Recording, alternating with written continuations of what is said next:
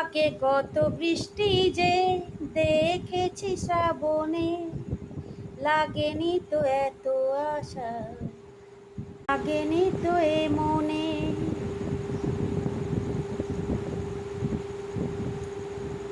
বৃষ্টি কার কার ভালো লাগে?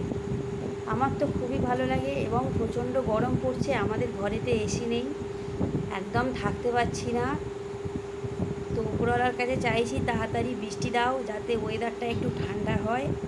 কি বলেন বন্ধুরা, আপনারাও চাইছেন তো বৃষ্টি, নাকি আপনাদের ঘরে এসি আছে? কষ্ট হচ্ছে না আমার মতন একদম?